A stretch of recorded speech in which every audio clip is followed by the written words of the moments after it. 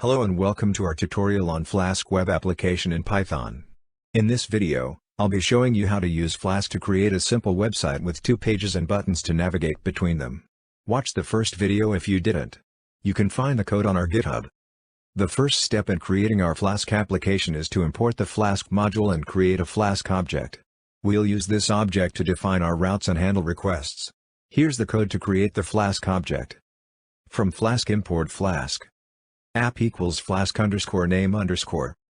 Next, we'll create our 2 HTML files, index.html and secondpage.html, and place them in a templates folder in our project directory. These files will contain the content and structure of our 2 web pages.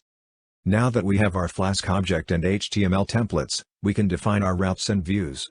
In our app.py file, we'll use the app.route decorator to define the routes for our 2 pages. Here's the code. And that's it.